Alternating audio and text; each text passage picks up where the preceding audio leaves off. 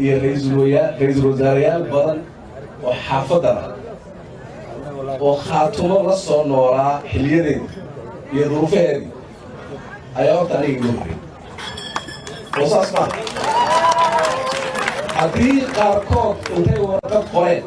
aadan kuwaas hadday intay warqad qoreen ay dhaheen khaatumo waan aqoonsanaynaa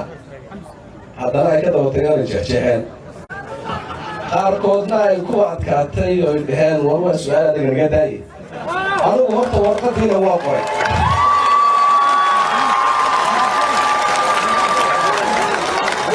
warqadiina waa qoray mana jeexjeexin axmed macalin fikir oo iman dhahay sheeg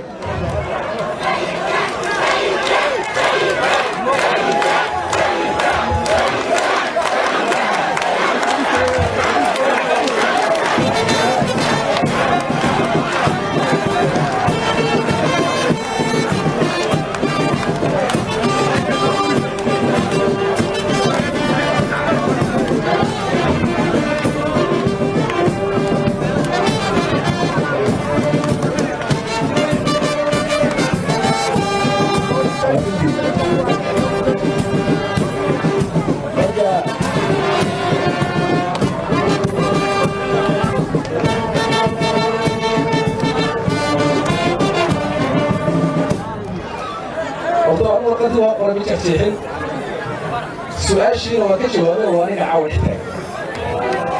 marka waxaan leeyahay khaatumo oo soo fadhiisataa NCC waxay soo kordhin doontaa caqli iyo talo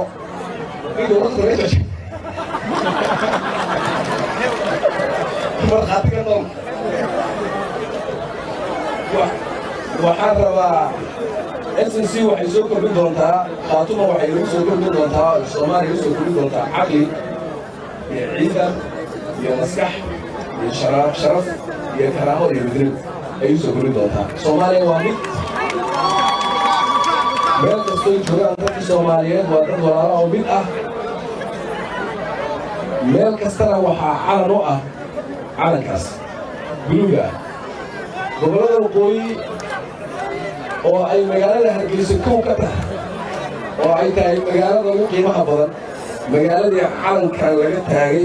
dadka reer Hargeysa ee joogaana aan hubo inay yihiin dad aad u jecel laakiin taariikh laga yaabo inay qaldantay u baahan in la soxo oo qaranjabkii keenay in meeshii calanka laga taagay haddana laga dejiyo qaranjabkiina u dhacay ka mid tahay waxaan rajaynayaa in ay ogaadaan carabtu waxay dhahaan laa yasixu ila saxiix waxa saxda ah unbaa saxiixa waxa qaladkii weliga hadduu joogo qaldanaan kala qaybsanaantu waa qalad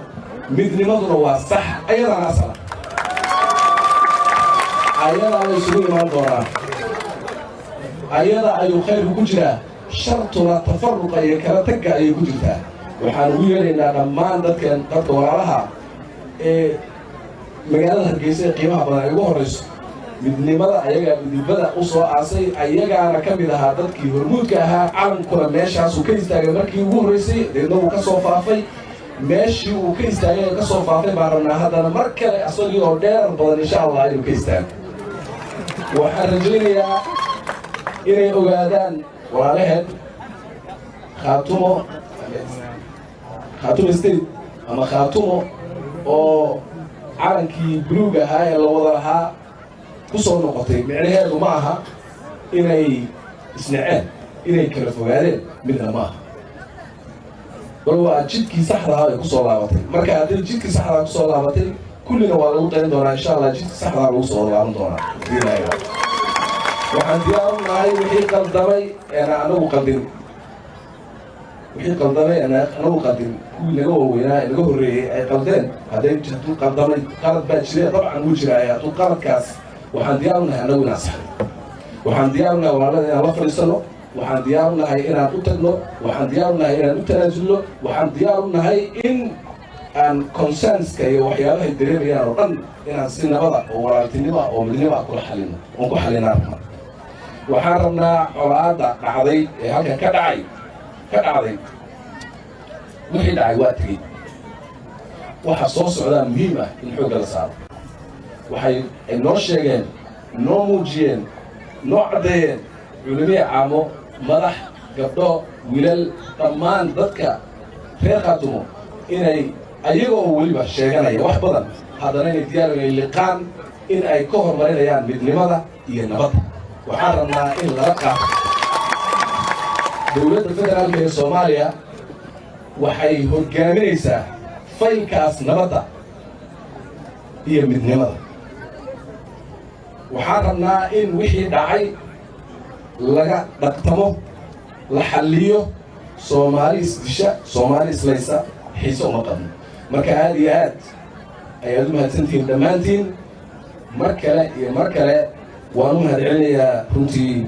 maamulka madaxdiisa iyo hoggaanka dhaqanka iyo dhammaan shacabka sidaad noo soo dhaweysteen waxaan leeyahay Soomaaliya ha israacdo midnimadu ha waarto Soomaali ha walaaloodo colaadu ha dhammaato midnimaduna ilaahay idankiis dhammaan geyigeena dib ha u soo laabato cadow oo dhanna oo igu horeeyaan argagixisada ilaahay naga qabto aad iyo aad mahadsantihiin mar kale dhammaantiin waxay u baaqan tahay